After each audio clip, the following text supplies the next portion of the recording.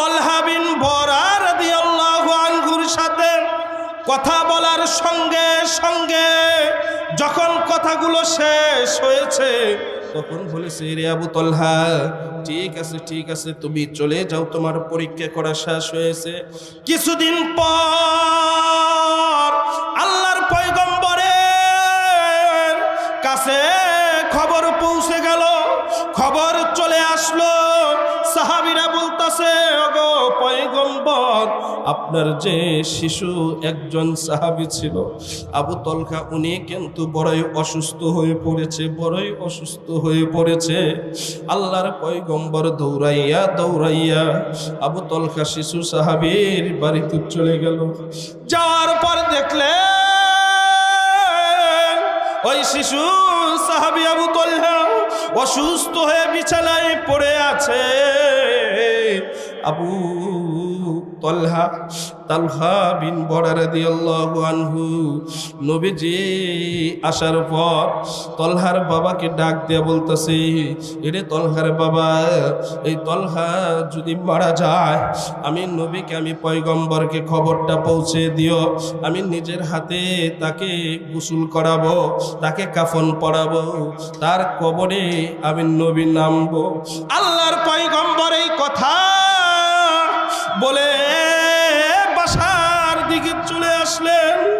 আল্লাহর পয়গম্বরের প্রিয় সাহাবী ইন্তেকাল করার পরে কাফন দাফন একেবারে শেষ করে দিয়েছে। তারপর নবীজির কানে খবর চলে আসছে, ও পয়গম্বর, আপনার শিশু সাহাবী তো ইন্তেকাল করেছে। আল্লাহর পয়গম্বর আবার চলে আসলো, আসার পর জিয়ারত করলো। কবরটাকে জিয়ারত করার পর যে আমি তোমাকে বলে গিয়েছিলাম যে আমার কানে কবরটা পৌঁছে দিতে, কিন্তু তোমরা কেন দিলা না? কি হয়েছে আর কারণটা কি? আবু তালহা প্রিয় নবীজির সাহাবী শিশু সন্তান বলতেছে, ও বাবা, আমি মারা যাওয়ার পূর্বে তোমাকে একটা কথা বলতে চাই। আমি যদি মারা যাই, যদি দিনে মারা যাই, তাহলে আমার পয়গম্বরকে খবরটা পৌঁছে দিও। আর যদি আমি রাতে মারা যাই, আমার পয়গম্বর, আমার নবীকে খবর দিও না। কারণ হচ্ছে কি জানুনি আমি তালহার কথা শোনার সঙ্গে সঙ্গে আমার রাসূল বাসায় থাকতে পারবে না, রাত্রে চলে আসবে। আর অনেক মুনাফিক বেঈমান কাফেররা যখন বুঝবে, শুনবে যে মুহাম্মদ রাস্তা দিয়ে যাচ্ছে, এই পাহাড় দিয়ে জঙ্গল দিয়ে আসবে, আঘাত করে আমার নবীকে মারতে পারে। আর আঘাত খাওয়ার পর যদি নবীজি শেষ হয়ে যায়, আমি তালহা আমার আল্লাহর দরবারে কি জবাব দিব? আমি আল্লাহর কাছে কি জবাব দিব? আমি আমার মালিকের কাছে কি জবাব দিব? পয়গম্বর এই কথা শুনে আর দুইটা চোখের পানি ছেড়ে দিয়েছে। এ বাজার, আমি আপনাদেরকে বলতে চাই, আবু তালহা তো একেবারে ছিল ছোট সাহাবী, নবীজির শিশু সাহাবী, একজন শিশু সাহাবী, একজন ছোট সাহাবী। আল্লাহর পয়গম্বর নবীকে কত ভালোবেসেছেন। আর আজকে আমরা বড় মানুষ হয়েছি, আমরা সব কিছুই বুঝি। হাই রে হাই, নিজেকে দাবিও করি আশেকে নবী, আমরা আশেকে রাসূল, আমরা রাসূলের আশেক, আমরা নবীর আশেক। কিন্তু হাই রে হাই, এত আশেক থাকার পরেও আমার নবীর বিরুদ্ধে কথা বলে, এই নবীজির সুন্নাত দাড়ির বিরুদ্ধে কথা বলে। কথা বলেন ঠিক কিনা? সম্মানিত হাজিরিন, শিশু সাহাবী নবীজিকে এত ভালোবাসতো, তার তুলনায় আমরা কোনো কিচ্ছু না। কথা বলেন ঠিক কিনা? সম্মানিত হাজিরিন, মেরে মুহতারাম ভাই ও বুজুর্গ, এই জালিসুর রহমান বেহেশতের বাগান যদিও সারাদিন খালি একটি ময়দান ছিল, একটি জমিন ছিল, কিন্তু এই ওয়াজ মাহফিল, তাফসিরুল কোরআন মাহফিলের জায়গা করার কারণে, ব্যবস্থা করার কারণে এইখানে হাদিস কোরআন থেকে আলোচনা করা হবে, তাফসির করা হবে। হাদিসের ভাষা অনুযায়ী, কিতাবের ভাষা অনুযায়ী, কিতাবের লেখা অনুযায়ী এই জায়গাটা দুনিয়ার কোনো জায়গা নাই, জায়গাটা হয়েছে এখন জান্নাতের একটি গুরুত্বপূর্ণ জায়গা। চিল্লা পড়েন সুবহানাল্লাহ। সম্মানিত হাজিরিন, মেরে মুহতারাম ভাই বুজুর্গ, 15-20 মিনিট কথা বলবো। যদি 15-20 মিনিট কথা বলি আপনারা কি আমার সাথে রাগ করবেন? যদিও সময় অল্প, কিন্তু কিছু কথা বলবো, অনেক গুরুত্বপূর্ণ কথা। যেই কথাগুলো প্রত্যেকটা মুসলমান, প্রত্যেকটা মুমিনের জন্য অনেক অনেক গুরুত্বপূর্ণ। চিল্লায়া পড়েন মারহাবা। আমি পবিত্র কালামুল্লাহ থেকে একটি আয়াত তেলাওয়াত করেছি। আল্লাহ পাক রব্বুল আলামিন বলেন, কুল ইন কুনতুম তুহিব্বুনাল্লাহা ফাত্তাবিউনি ইউহিব্বুকুমুল্লাহ ওয়া ইয়াগফির লাকুম যুনুবাকুম আল্লাহু গফুরুর রহিম। চিল্লায়া পড়েন সুবহানাল্লাহ। আল্লাহ পাক রব্বুল আলামিন বলেন, ও বন্ধু, ওগো বন্ধু, আপনি বলুন দুনিয়ার বান্দা বান্দীদের জন্য, তাদেরকে বলে দেন, তারা যদি আমি আল্লাহকে ভালোবাসি আর আমি আল্লাহকে ভালোবাসতে চাই, আমি আল্লাহকে মুহাব্বত করতে চাই, তারা যেন আপনি নবীকে মুহাব্বত করে, আপনি নবীকে ভালোবাসে, আপনি নবীকে অনুসরণ করে, আপনি নবীকে ইত্তেবা করে। চিল্লায়া পড়েন সুবহানাল্লাহ। সম্মানিত হাজিরিন, যেখানে আল্লাহ পাক রব্বুল আলামিন বলতাছেন, ওগো বন্ধু, ওগো হাবিব, আপনি দুনিয়ার বান্দা বান্দীদেরকে বলে দেন, ঘোষণা করে দেন, যারা আমি আল্লাহকে ভালোবাসতে চাই, আমি আল্লাহকে মুহাব্বত করতে চাই, আমি রবকে পেতে চাই, তারা যেন আপনি নবীকে আগে মুহাব্বত করে, আপনি নবীকে ভালোবাসে, আপনি নবীকে ইত্তেবা করে। চিল্লা পড়েন সুবহানাল্লাহ। তাহলে বাজান, আপনারা বুঝে থাকলে উত্তর দিবেন, নবীকে ভালোবাসার দরকার আছে কিনা? কম না বেশি? আল্লাহর পয়গম্বর সাল্লাল্লাহু আলাইহি ওয়াসাল্লাম সাহাবীদেরকে নিয়ে নসিহা করতেছিলেন। সাহাবীদেরকে প্রশ্ন করতেছেন যে কে কেমন আমাকে ভালোবাসো। সাহাবীদেরকে প্রশ্ন করলেন যে, ও সাহাবীরা, কে কেমন আমাকে ভালোবাসো, কে বেশি আমাকে ভালোবাসো, কে কম আমাকে ভালোবাসো। আল্লাহর পয়গম্বর সাল্লাল্লাহু আলাইহি ওয়াসাল্লাম এই প্রশ্ন করার সঙ্গে সঙ্গে সাহাবীরা যারা ছিল তারা এক একজনে এক এক রকম উত্তর দিচ্ছে। উত্তর দিতে দিতে শেষ মুহূর্তে হযরত আলী কারামুল্লাহ প্রিয় হাবিবকে, প্রিয় রাসূলকে বলতেছে, ওগো পয়গম্বর, আমি আপনাকে অনেক ভালোবাসি, অনেক বেশি ভালোবাসি। এ বাজান, আল্লাহর পয়গম্বরের এই কথা শোনার সঙ্গে সঙ্গে হযরত ওমর রাদিয়াল্লাহু আনহু কান্না করতেছেন। আল্লাহর পয়গম্বর নবীজির প্রিয় সাহাবী হযরত ওমর রাদিয়াল্লাহু আনহুর দিকে তাকিয়ে বলে, ওগো ওমর, ওগো সাহাবী, তোমার কি হয়েছে, তোমার কি হয়েছে? আজকের এই মজলিসে তোমার কি তোমার মার কথা মনে হয়েছে? কয়, না গো পয়গম্বর, না না না, আমার মায়ের কথা মনে হয় নাই। কয়, তাহলে কি তোমার বাবার কথা মনে হয়েছে? ওগো পয়গম্বর, না না না, আমার মার কথাও মনে হয় নাই, বাবার কথাও মনে হয় নাই। কয়, তাহলে সাহাবী ওমর, তুমি কান্না করো কেন, কান্না করো কেন? হযরত ওমর রাদিয়াল্লাহু আনহু নবীজির প্রশ্নের উত্তরে বলতেছে, ওগো পয়গম্বর, আপনি বলেছেন আমি পয়গম্বরকে, আমি নবীকে কে কেমন ভালোবাসো।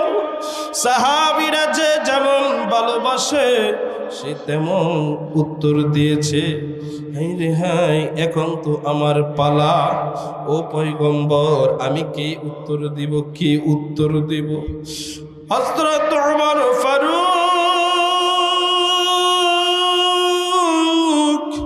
চোখের পানি বৃষ্টির ফোঁটার মতন ছেড়ে দিয়ে বলেন, ওগো পয়গম্বর, অন্য অন্য সাহাবীর মতোই আমি ওমর আপনাকে ভালোবাসি।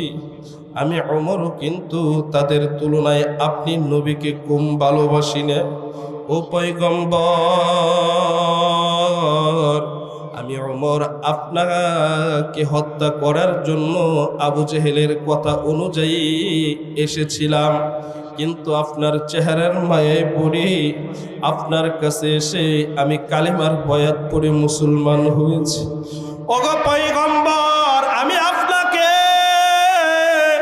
অন্য সাহাবীর তুলনায় কম ভালোবাসি না। সাহাবী হযরত ওমর বললেন, পয়গম্বর, আমি আমার স্ত্রী সন্তানাদির যাহা কিছু আছে সবার চাইতে বেশি ভালোবাসি। আল্লাহর পয়গম্বর বলে, তারপর কি, তারপর কি? আল্লাহর পয়গম্বর বললেন, তোমরা কি জানো না, জানো না? তোমরা তো সকলেই বললা অনেক বেশি ভালোবাসি, অনেক বেশি ভালোবাসি। অনেক বেশি ভালোবাসলে হবে না। এই দুনিয়ার মধ্যে যাহা কিছু আছে, মা বাবা, আত্মীয় স্বজন, স্ত্রী, বাল বাচ্চা, সন্তান আদি যাহা কিছু আছে, সব চাইতে বেশি আমি নবীকে ভালোবাসতে হবে। চিল্লায়া পড়েন সুবহানাল্লাহ। আল্লাহর পয়গম্বর হাদিস শরীফের ভিতরে ইরশাদ করেন, লা ইউমিনু আহাদুকুম হাত্তা আকুনা আহাব্বা ইলাইহি মিন ওয়ালিদিহি ওয়া ওয়ালাদিহি ওয়ান নাসি আজমাইন। চিল্লা পড়েন আল্লাহু আকবার। এই কথা শোনার সঙ্গে সঙ্গে হযরত ওমর রাদিয়াল্লাহু বললেন, ও পয়গম্বর, এই দুনিয়ার মধ্যে যাহা কিছু আছে, এমনকি আমার স্ত্রী, সন্তান আদি, মা বাবা, আত্মীয় স্বজন যাহা কিছু আছে, আমি হযরত ওমরের চাইতেও বেশি আপনি নবীকে ভালোবাসি। চিল্লা পড়েন সুবহানাল্লাহ। এই কথা শোনার সঙ্গে সঙ্গে আল্লাহর পয়গম্বর সাল্লাল্লাহু আলাইহি ওয়াসাল্লাম মিষ্টি হাসি দিয়ে বললেন যে ওমর এখন ঠিকই আছে, যে বেশি আমাকে ভালোবাসবে সে পরিপূর্ণ মুসলমান হয়ে গেল। আর নবীকে ভালোবাসলে আল্লাহ পাক রব্বুল আলামিন তিনটি উপহার দিবেন, তিনটি গিফট করবেন। নাম্বার 1, আপনার জীবন যৌবনের গুনার খাতাগুলি মাফ করে দিবেন। মাফ যে করবেন, আপনি যত গুনাহ করেছিলেন এই গুনার জায়গায় তাহলে কি ফাঁকা থাকবে? না না না, এই গুনার জায়গায় গুনার পরিবর্তে নেক দিয়ে আল্লাহ পাক রব্বুল আলামিন ভরপুর করে দিবেন। সুবহানাল্লাহ। সম্মানিত হাজির, সবচেয়ে যে জিনিসটি গুরুত্বপূর্ণ এই উম্মতের জন্য উপহার, সেই জিনিসটি হচ্ছে জান্নাত নামক দৌলত। আল্লাহ পাক রব্বুল আলামিন আপনাকে আমাকে উপহার দিবেন। সুবহানাল্লাহ। তাহলে বাজান, বুঝে থাকলে আপনারা উত্তর দিবেন, রাসূলকে ভালোবাসা দরকার আছে কি নাই? আপনি যদি রাসূলকে ভালোবাসতে চান, রাসূলকে যদি ভালোবাসতে পারেন, আপনার ভালোবাসাটা রাসূলকে দিতে দেরি হবে, ঠিক রাসূলও আপনার প্রতি ভালোবাসা দিতে দেরি করবেন না। সুবহানাল্লাহ। সম্মানিত হাজিরিন, উম্মতের প্রতি আমার নবী কেমন পাগল ছিল, কেমন আশেক ছিল, আপনারা বুঝতে পারবেন। নবীজির দরবারে এক এক সময় এক একজন সাহাবী আসতো কম বেশি। আপনারা হুজুরের কাছে আসেন না, হুজুরের সোহবতে আসেন না, ঠিক এরকম ভাবে নবীজির দরবারে আসতো। আবু তালহা বিন বরা রাদিয়াল্লাহু আনহু বাপ বেটা আসছে।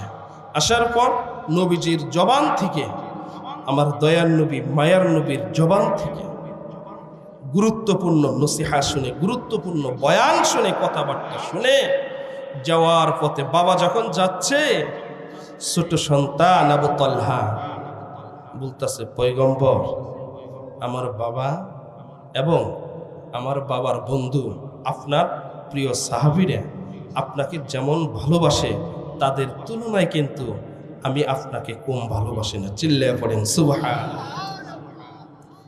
বিষয়টা কিন্তু বাজান অবাক হওয়ার, কারণ ছোট মানুষ, একেবারে শিশু সন্তান, কয়েক বছরের সন্তান এই কথা বলেছে যে আপনার সাহাবীদের থেকে, আমার বাবার থেকে কিন্তু আপনাকে আমি কম ভালোবাসি না।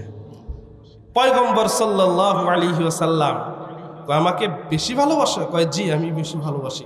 কয়, তাহলে কি পরীক্ষা হবে? কয়, জি পরীক্ষা করতে পারেন, আপনি আমাকে পরীক্ষা করতে পারেন। কয়, তাহলে তোমার বাবা যে আছে ওইখানে, তোমার বাবার কাল্লাটা কি এনে দিতে পারবা? তোমার বাবার কাল্লাটা কি এনে দিতে পারবা? বাজান, এই কথা যখন বলেছে, আল্লাহর পয়গম্বরের বলতে দেরি হয়েছে, আবু তালহা বিন বরা দৌড় মারতে দেরি হয় নাই। যখন বাবার দিকে গিয়েছে, আল্লাহর পয়গম্বর ডাক দিল, এরে আবু তালহা বিন বরা, এদিকে আসো, এদিকে আসো। আল্লাহ পাক রব্বুল আলামিন দুনিয়ার ভিতরে আমাকে সৃষ্টি করেছে বাবার কল্যাণের জন্য না, ছেলের মাধ্যমে কল্যাণের জন্য আমাকে সৃষ্টি করেনি। হে বড়, এদিকে আসো, এদিকে আসো। আসার পর বলতেছে, তোমার পরীক্ষা হয়েছে, তোমার পরীক্ষা হয়ে গেছে। চিল্লায়া পড়েন সুবহানাল্লাহ। তাহলে দেখেন, ছোট সাহাবীরাও পর্যন্ত আমার পয়গম্বরকে, আমার নবীকে ভালোবাসতেন। আর আমরা নবীজির উম্মত হয়ে নিজেকে দাবি করি নবীজির উম্মত, কিন্তু নবীকে পরিপূর্ণ আজও পর্যন্ত ভালোবাসতে পারলাম না। কথা বলেন ঠিক কিনা? নবীকে যদি আমরা ভালোবাসতে পারতাম তাহলে আজানের সময় মসজিদ ভরপুর হয়ে যাইত। কথা বলেন ঠিক কিনা? আফসোস, আফসোস। নবীকে যদি ভালোবাসতাম তাহলে আমাদের গালের মধ্যে দাড়ি থাকতো। গালের মধ্যে যে দাড়ি রয়েছে এটা কিন্তু নবীজির একটি গুরুত্বপূর্ণ সুন্নাহ। কথা বলেন ঠিক কিনা? আল্লাহর পয়গম্বর আবু তালহা বিন বরা রাদিয়াল্লাহু আনহুর সাথে কথা বলার সঙ্গে সঙ্গে যখন কথাগুলো শেষ হয়েছে, তখন বলেছে, রে আবু তালহা, ঠিক আছে, ঠিক আছে, তুমি চলে যাও, তোমার পরীক্ষা করা শেষ হয়েছে। কিছুদিন পর আল্লাহর পয়গম্বরের কাছে খবর পৌঁছে গেল, খবর চলে আসলো। সাহাবীরা বলতাছে, ওগো পয়গম্বর, আপনার যে শিশু একজন সাহাবী ছিল আবু তালহা, উনি কিন্তু বড়ই অসুস্থ হয়ে পড়েছে, বড়ই অসুস্থ হয়ে পড়েছে। আল্লাহর পয়গম্বর দৌড়াইয়া দৌড়াইয়া আবু তালহা শিশু সাহাবীর বাড়িতে চলে গেল। যাওয়ার পর দেখলেন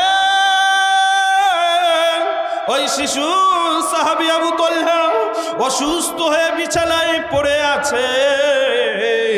আবু তালহা বিন বরা রাদিয়াল্লাহু আনহু নবীজি আসার পর তালহার বাবাকে ডাক দিয়ে বলতেছে, এরে তালহার বাবা, এই তালহা যদি মারা যায়, আমি নবীকে, আমি পয়গম্বরকে খবরটা পৌঁছে দিও। আমি নিজের হাতে তাকে গোসল করাবো, তাকে কাফন পরাবো, তার কবরে আমি নবী নামবো। আল্লাহর পয়গম্বর এই কথা বলে বাসার দিকে চলে আসলেন। আল্লাহর পয়গম্বরের প্রিয় সাহাবী ইন্তেকাল করার পরে কাফন দাফন একেবারে শেষ করে দিয়েছে। তারপর নবীজির কানে খবর চলে আসছে, ও পয়গম্বর, আপনার শিশু সাহাবী তো ইন্তেকাল করেছে। আল্লাহর পয়গম্বর আবার চলে আসলো। আসার পর জিয়ারত করলো কবরটাকে। জিয়ারত করার পর যে আমি তোমাকে বলে গিয়েছিলাম যে আমার কানে কবরটা পৌঁছে দিতে, কিন্তু তোমরা কেন দিলা না? কি হয়েছে, কি হয়েছে, আর কারণটা কি? আবু তালহা প্রিয় নবীজির সাহাবী শিশু সন্তান বলতেছে, ও বাবা, আমি মারা যাওয়ার পূর্বে তোমাকে একটা কথা বলতে চাই। আমি যদি মারা যাই, যদি দিনে মারা যাই, তাহলে আমার পয়গম্বরকে খবরটা পৌঁছে দিও। আর যদি আমি রাতে মারা যাই, আমার পয়গম্বর, আমার নবীকে খবর দিও না। কারণ হচ্ছে কি জানুনি আমি তলহার কথা শোনার সঙ্গে সঙ্গে আমার রাসূল বাসায় থাকতে পারবে না, রাত্রে চলে আসবে। আর অনেক মুনাফিক বেঈমান কাফেররা যখন বুঝবে, শুনবে যে মুহাম্মদ রাস্তা দিয়ে যাচ্ছে, এই পাহাড় দিয়ে জঙ্গল দিয়ে আসবে, আঘাত করে আমার নবীকে মারতে পারে। আর আঘাত খাওয়ার পর যদি নবীজি শেষ হয়ে যায়, আমি তলহা আমার আল্লাহর দরবারে কি জবাব দিব? আমি আল্লাহর কাছে কি জবাব দিব? আমি আমার মালিকের কাছে কি জবাব দিব? পয়গম্বর এই কথা শুনে আর দুইটা চোখের পানি ছেড়ে দিয়েছে। এ বাজার, আমি আপনাদেরকে বলতে চাই, আবু তলহা তো একেবারে ছিল ছোট সাহাবী, নবীজির শিশু সাহাবী, একজন শিশু সাহাবী, একজন ছোট সাহাবী। আল্লাহর পয়গম্বর নবীকে কত ভালোবেসেছেন। আর আজকে আমরা বড় মানুষ হয়েছি, আমরা সব কিছুই বুঝি। হাই রে হাই, নিজেকে দাবিও করি আশেকে নবী, আমরা আশেকে রাসূল, আমরা রাসূলের আশেক, আমরা নবীর আশেক। কিন্তু হাই রে হাই, এত আশেক থাকার পরেও আমার নবীর বিরুদ্ধে কথা বলে, এই নবীজির সুন্নাত দাড়ির বিরুদ্ধে কথা বলে। কথা বলেন ঠিক কিনা? সম্মানিত হাজিরিন, শিশু সাহাবী নবীজিকে এত ভালোবাসতো, তার তুলনায় আমরা কোনো কিচ্ছু না। কথা বলেন ঠিক কিনা? সম্মানিত হাজিরিন, মেরে মুহতারাম ভাই বুজুর্গ, আমি আপনাদেরকে অনুরোধ করে যাব, এই দুনিয়ার মধ্যে যেই কয়দিন বেঁচে থাকবো, যেহেতু আল্লাহ পাক রব্বুল আলামিন বলে দিয়েছেন, নবী গো, তোমাকে যদি ভালোবাসতে, যারা আমি আল্লাহকে ভালোবাসতে চায়, তারা যেন আপনি নবীকে ভালোবাসে। আর যারা আপনি নবীকে ভালোবাসলো, তারা যেন আমি আল্লাহকে ভালোবাসলো। আর যারা আমি আল্লাহকে ভালোবাসলো, তাদের মরতে দেরি হবে, আমি আল্লাহ তাদেরকে জান্নাতে যেতে দেরি করব না। চিল্লায়া পড়েন সুবহানাল্লাহ। আল্লাহ পাক রব্বুল আলামিন আমাদের সব ভাইকে নবীর প্রতি বেশি থেকে বেশি ভালোবাসা, ঈমান রাখার তৌফিক দান করুন। সকলে বলি আমিন। ওয়া মা আলাইনা ইল্লাল বালাগ। আসসালামু আলাইকুম ওয়া রাহমাতুল্লাহি ওয়া বারাকাতুহু।